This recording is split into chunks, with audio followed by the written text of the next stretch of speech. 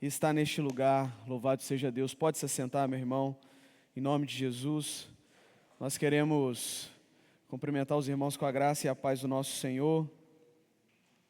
Dizer que é um prazer ter os irmãos aqui conosco, especial aí a família do Vinícius, a família da Natália, estão aí conosco por um motivo muito especial, né?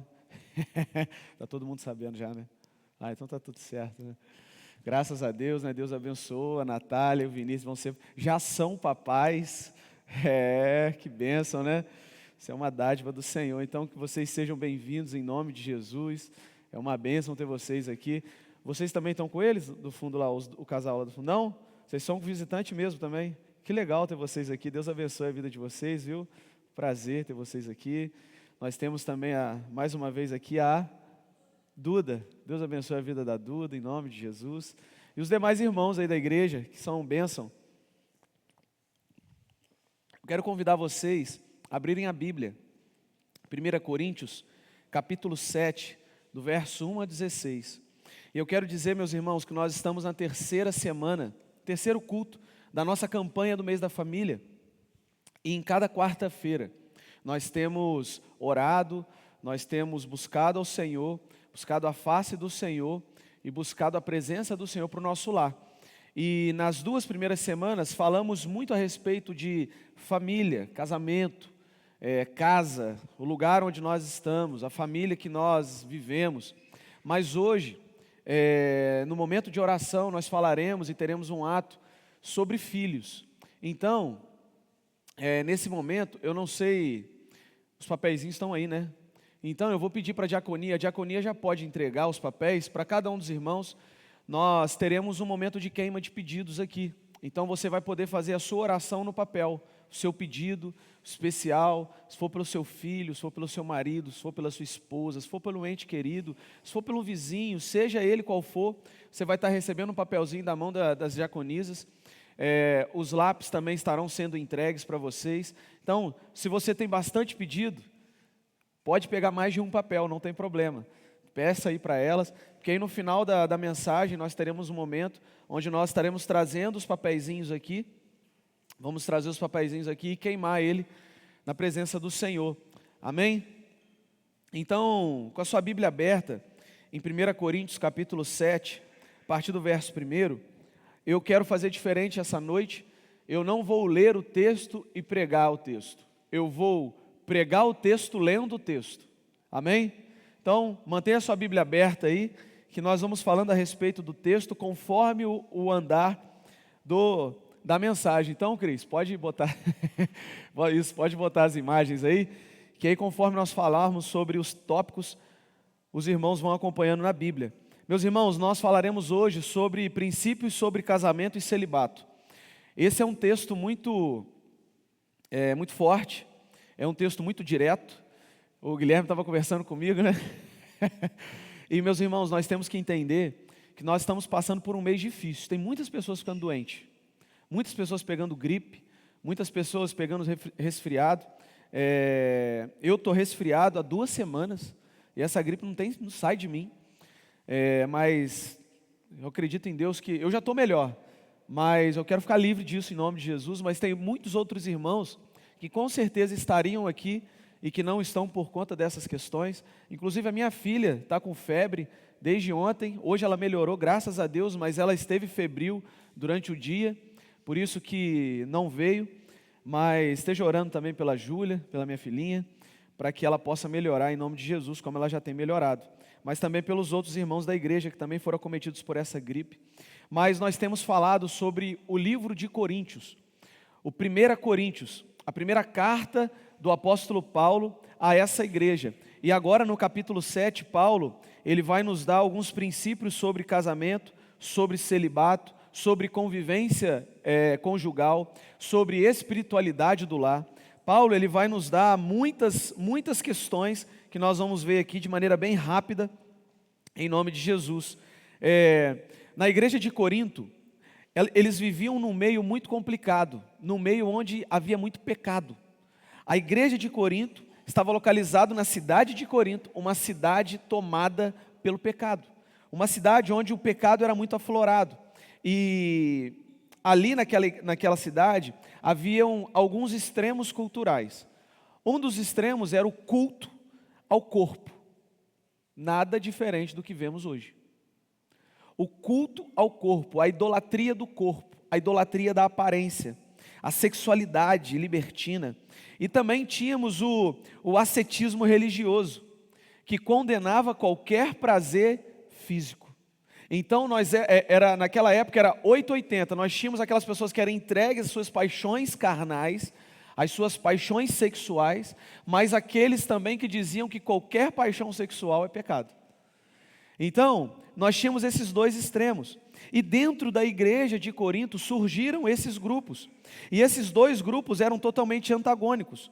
Enquanto um exaltava o celibato, ou seja, você ficar solteiro, como querendo mostrar que você é mais espiritual, que você se dedica ao Senhor, como uma forma superior de espiritualidade, o outro defendia o casamento como uma obrigatoriedade moral dentro da igreja. Então na igreja tinham as pessoas que acreditavam que o celibato era ser o top espiritual, e dentro da igreja existia o grupo que achava que era pecado se a pessoa não casasse. E agora Paulo, respondendo perguntas desta igreja, Paulo vai dizer esses 16 primeiros versos. Mas no primeiro momento, Paulo, nos versos 1 a 9, Paulo vai falar a respeito da pureza no casamento. A pureza no casamento. Paulo vai dizer assim: quanto ao que vocês me escreveram, então observe, Paulo está respondendo a uma carta que ele recebeu da igreja.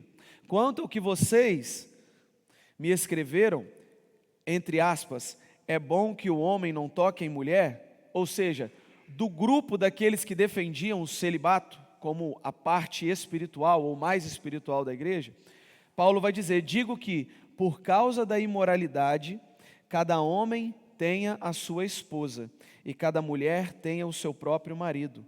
Que o marido conceda à esposa o que lhe é devido, e também, de igual modo, a esposa ao seu marido.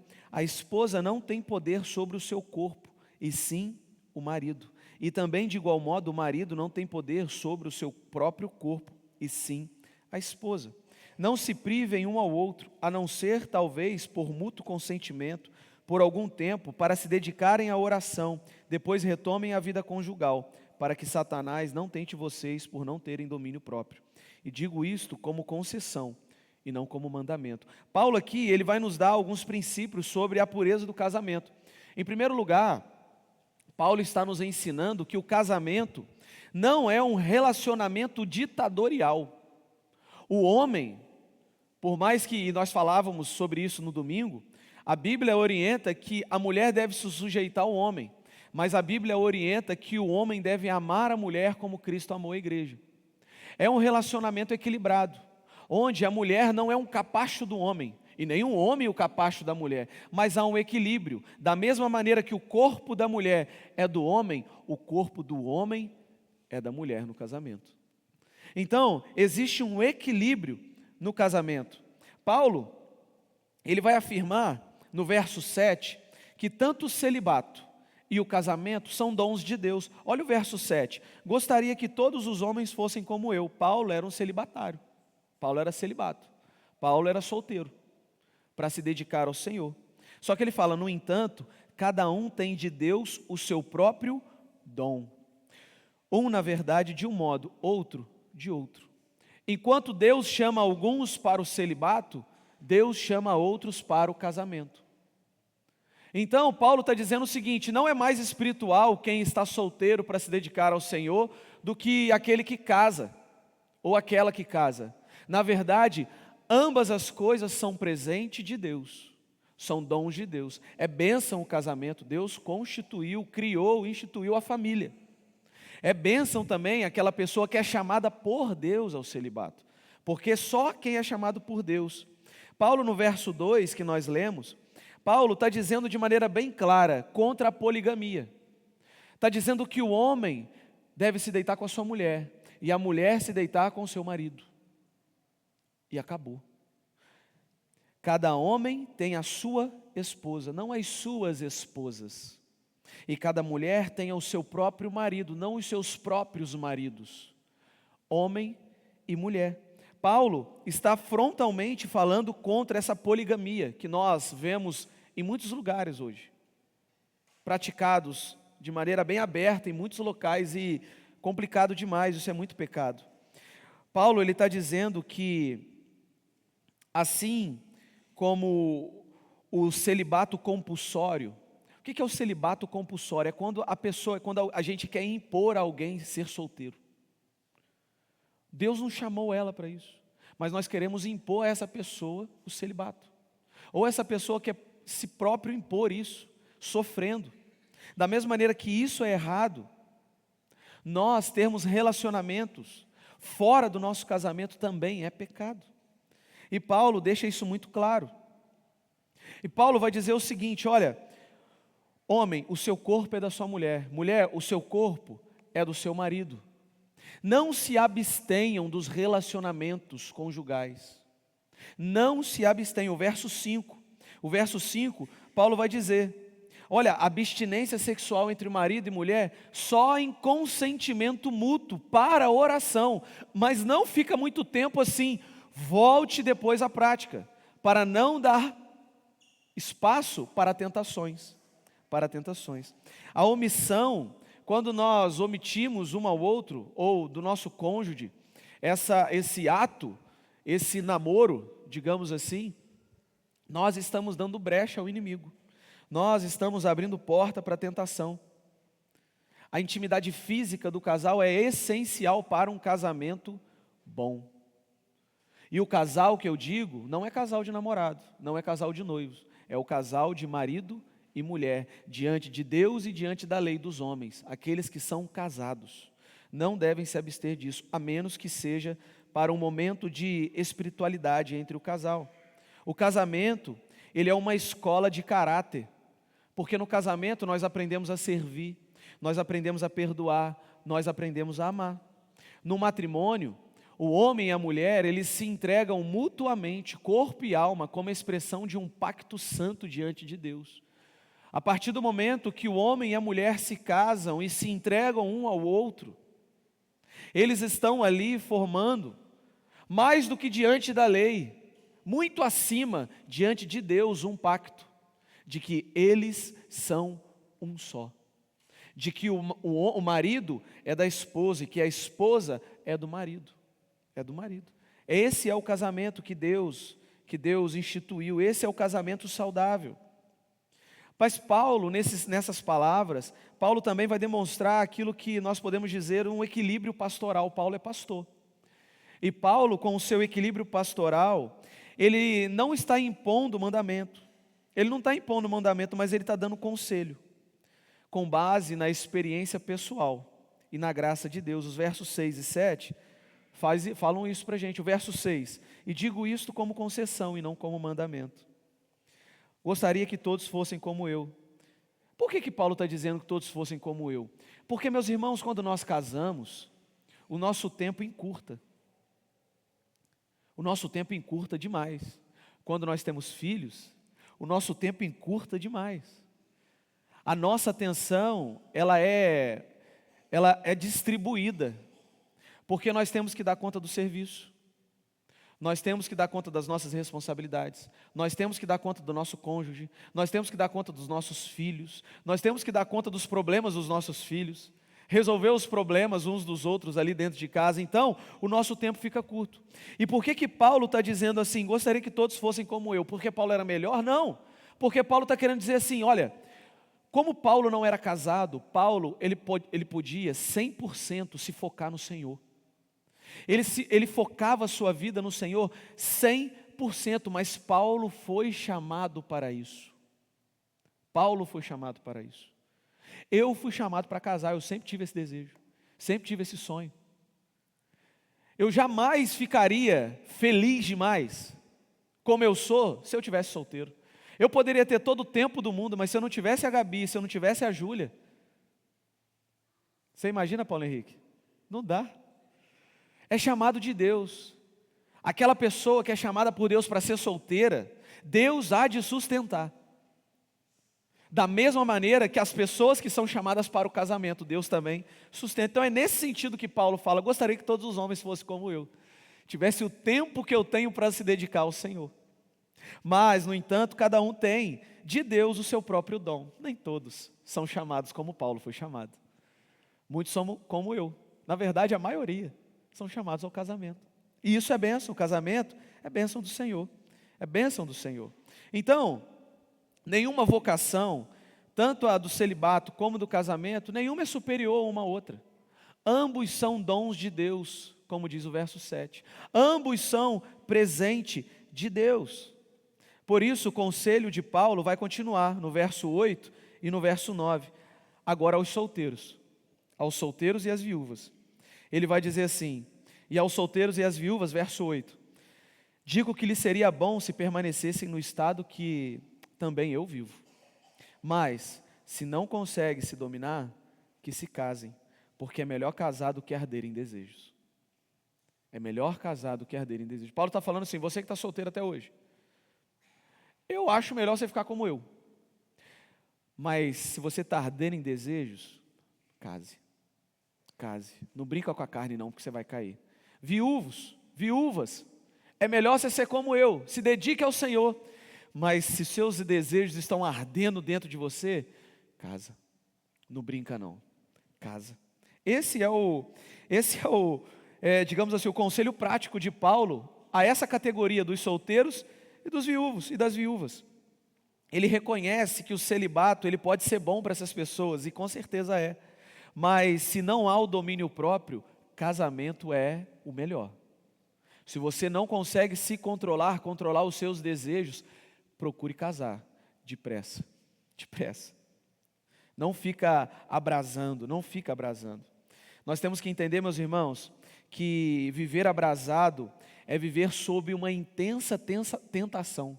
A tentação vai estar sempre diante de você. E o casamento, neste caso, é um caminho maravilhoso para a santidade. Por isso que Paulo dá esse argumento e esse conselho aos solteiros e aos viúvos. Então, a santidade, ela começa no nosso coração. Ela transborda em cada aspecto da nossa vida, seja no celibato, seja no casamento. Então, esse texto, ele não apenas está valorizando o casamento, mas também ele está dignificando o celibato, aqueles que são solteiros. Ambos, seja casado, seja solteiro, todos devem viver para a glória de Deus. Todos nós devemos viver para a glória de Deus. Em segundo lugar, Paulo vai falar a respeito da duração do casamento. Quanto tempo um casamento deve durar? Paulo vai responder no verso 10 e 11. Agora, não mais aos solteiros e viúvas, mas no verso 10 ele vai falar aos casados. Aos casados ordeno, não eu, mas o Senhor, que a mulher não se separe do marido, mas se ela se separar, que não se case de novo, ou que se reconcilie com seu marido, e que o marido não se divorcie da sua esposa. A ordem não é de Paulo. Paulo, no texto que lemos, no verso 6, ele não está dando mandamento, uma concessão. Ele dá conselhos aos solteiros e aos viúvos. Mas agora Paulo, ele não dá conselho. Paulo agora ele é porta-voz de Deus. Deus fala através de Paulo. Por isso que ele fala, não eu que estou ordenando, mas o Senhor. Se casou, não se separe. Não se separe. Ele é bem direto. Ele é bem direto nesse ensinamento. Paulo afirma que o casamento deve ser permanente. Nós sabemos que a separação é triste. E a separação, embora possível em alguns casos extremos, nunca deve ser a primeira opção. A separação nunca deve ser a primeira opção de um casado. Nunca deve ser a primeira opção. Ah, pastor, mas se eu estou namorando e eu descobri que meu namorado me traiu, larga dele ontem. Você vai pagar para ver no casamento? Larga dele, se ele não conseguiu ser fiel a você no namoro, quem dirá no casamento? No noivado, quem dirá no casamento? Larga ele para ontem. Agora, os problemas que temos no casamento, nós não podemos ter como primeira opção a separação. O ideal de Deus para o casamento é o eterno. Porque isso, o casamento, ele reflete, lembra que eu falei domingo, a união de um homem e uma mulher, ele reflete a união de Cristo com a igreja. E Cristo é fiel à igreja. Cristo não abandona a igreja. Cristo dá a vida pela igreja. Assim devem ser os maridos com as mulheres com os maridos. Nós sabemos, mais uma vez eu digo, que existem casos extremos: adultério, violência.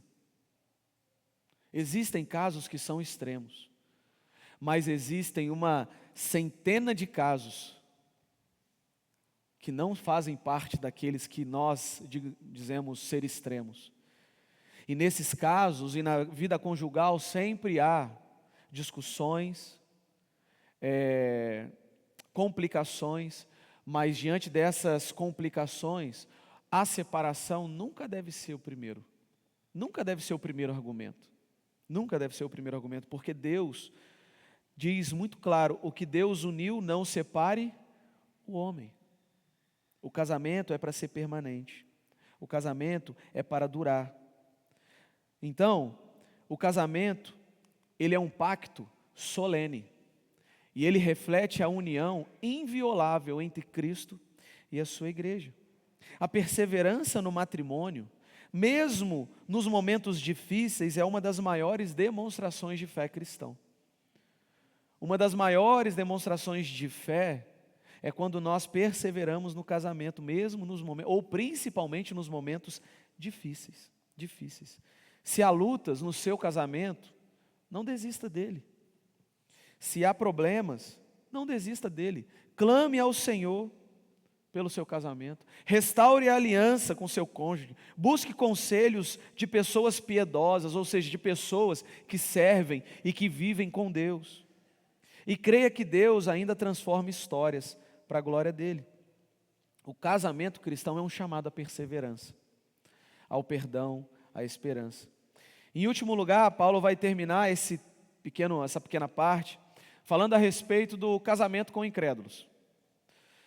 A partir do verso 12, Paulo vai tratar de uma questão que não foi abordada diretamente por Cristo.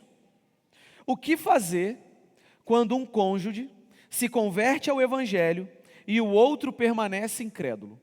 O que fazer? Quando dois estão casados e um conhece a Cristo e entrega a vida a Cristo, e o outro não entrega. O que eu devo fazer? Eu devo permanecer casado? Sim? Não? Vamos ver o que Paulo vai nos ensinar. Paulo, ele, guiado pelo Espírito Santo, ele vai orientar-nos com clareza e com uma sensibilidade de pastor, nesse momento. Paulo, ele vai dizer que se o cônjuge incrédulo consente em continuar a vida conjugal, o casamento deve ser mantido. Você virou crente? Amém, vou continuar com você, mas eu não quero saber de igreja não. Amém, o casamento continua firme ali. Olha o que ele vai dizer aos outros, verso 12. Digo eu, não o Senhor. Se algum irmão estiver casado com uma mulher não crente, e esta concorda em morar com ele, não se divorcie dela. E se uma mulher estiver casada com um homem não crente, e este concorda em viver com ela, que ela não se divorcie ao marido. Porque o marido não crente é santificado no convívio da esposa, e a esposa não crente é santificada no convívio do marido crente. Isso é maravilhoso, isso é o Evangelho. Paulo está dizendo assim: você, marido, que se converteu e o Evangelho transformou a sua vida, fica firme com a sua esposa, porque o mesmo Evangelho que transformou a sua vida alcançará a vida da sua esposa através do seu Evangelho, e vice-versa. Através da sua vida, através do seu viver, do seu testemunho. Mas, verso 15, se o não crente quiser separar-se, que se separe. Em tais casos não fica sujeito à servidão, nem o irmão nem a irmã. Deus chamou vocês para viverem em paz. Pois você, ó mulher, como sabe se salvará o seu marido? Ou você, ó marido, como sabe se salvará a sua mulher? Paulo aqui, ele não está de maneira nenhuma incentivando o divórcio. Pelo contrário, ele está incentivando a permanência com o cônjuge. Paulo, ele vai apresentar 3 razões para a continuidade dessa união. Em primeiro lugar, santificação do cônjuge. Verso 14, ele vai nos apresentar que o cônjuge que não crê em Cristo é santificado pelo convívio daquele que crê. Se Paulo está dizendo isso, Paulo está dizendo: mantenha-se firme. Mantenha-se firme. Porque essa pessoa que ainda não crê no Senhor e que é casada com você, através da sua vida e do seu testemunho, ela está sendo exposta ao evangelho que te alcançou. E esse evangelho é poderoso para alcançá-la também, ou para alcançá-lo também. Então, fique firme, porque através da sua vida Deus há de santificar o seu cônjuge. Mas em segundo lugar, ele apresenta também uma segunda razão para a continuidade: a santificação dos filhos. Por que a santificação dos filhos? Olha o final do verso 14: se não fosse assim, os filhos de vocês seriam impuros, porém agora são santos. Os filhos desse casamento são considerados santos, não em mérito próprio, não, mas porque estão incluídos na esfera da aliança. Deus faz uma aliança conosco, e nós, como presbiterianos, acreditamos, e é por isso que recebemos e batizamos nossos filhos. Batizamos os filhos dos crentes, porque nós acreditamos que a aliança de Deus para a nossa vida é também para os nossos filhos.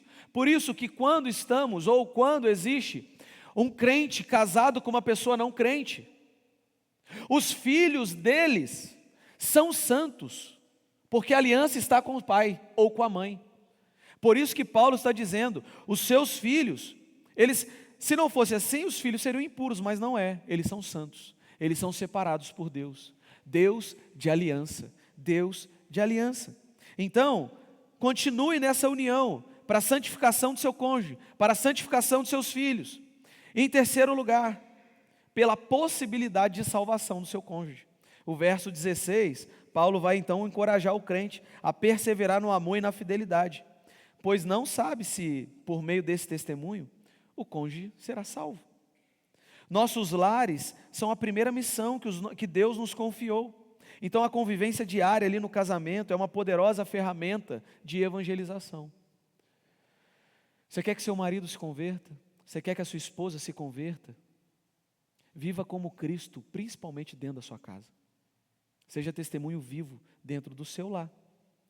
Então, só que o verso 15, por outro lado, se o cônjuge incrédulo, ele deseja sair do relacionamento e romper definitivamente a aliança conjugal, como se a pessoa falasse assim, ou você vai me escolher, ou você vai escolher esse Cristo aí. Então fica com Cristo. Fica com Cristo e vive em paz. Você não está sujeito à servidão. Você não é escravo de nada. Deus nos chama à liberdade, nós somos dele, em primeiro lugar. Isso não significa que Paulo está aprovando de maneira leviana o divórcio, mas ele está reconhecendo que Deus nos chamou à paz. Não é a rigidez legalista que deve conduzir o crente, ou a nós, nesses casos, mas a paz que excede todo entendimento. A paz que excede todo entendimento seja o hábito no seu coração. Seja o hábito no seu coração. Por isso, a presença da fé no lar não garante a harmonia, mas sem ela, sem a fé, não há esperança de paz verdadeira para a sua família. Somente a fé em Cristo traz a certeza de uma fé verdadeira em Cristo. Uma paz verdadeira dentro do seu lar. Por isso, o casamento com o incrédulo não deve ser descartado, mas valorizado como um campo missionário, um lugar de paciência, um lugar de intercessão, um lugar de uma possível redenção. Esse é o chamado de Paulo nesse texto, não ao divórcio, mas à missão de Deus salvar o seu cônjuge através de você. Por isso, nós concluímos então, que esse texto, além de prático, é profundamente espiritual. Paulo está respondendo perguntas daquela igreja. E nós, meus irmãos, entendemos que o casamento, ele é bênção de Deus, sustentado por Deus e deve ser vivido para Deus, para a glória de Deus. Então, o celibato é bênção de Deus. É bênção de Deus. Quem escolhe ficar solteiro, quem Deus chama a ficar solteiro, é bênção de Deus. Deus abençoe. Não é o meu chamado, por isso que eu estou casado. E quem está casado, que Deus abençoe o nosso casamento. Que Deus abençoe e sustente o nosso casamento para que como homem, como mulher, como marido, como esposa, como pais, como mães, como filhos, possamos crescer em tudo para a glória de Deus. Em nome de Jesus. Amém. Porque onde os princípios do casamento são vividos com fidelidade, ali resplandece uma igreja viva. Nós queremos como igreja que aqui sejam, ou façam parte, nós como família de Deus, que nós como casados, como maridos, como mulheres, como lares cristãos que somos e chamados para ser, que os nossos casamentos, que as nossas casas possam, em nome de Jesus, os princípios da fé possam ser vividos com fidelidade, porque se de fato fizermos e vivermos dessa maneira, essa igreja será um local vivo, onde a manifestação da graça de Deus é poderosa através da fidelidade dos seus filhos que aqui estão, em nome de Jesus. Neste momento, nós queremos orar. Falamos a respeito de casamento, falamos a respeito dos filhos, que nossos filhos são santos, e nessa semana nós estamos intercedendo pelos nossos filhos. Nós estamos buscando ao Senhor e orando pelos nossos filhos. Mas eu não tenho filho, pastor. Eu não tenho filho. Não tem problema. De repente um dia você ainda vai ter. Mas você pode ter filhos na fé. Você pode ter filhos gerados neste lugar, que é através do discipulado. Você pode ter alguém que você acompanha. Você pode ter alguém que você caminha junto. Ou você pode ter um sobrinho, um neto, uma neta. Ou você pode ter um marido que precisa de oração, uma esposa que precisa de oração, um pai, uma mãe que precisa de oração. Esse é o momento que nós vamos separar para orar. Então, você com seu papelzinho aí, você que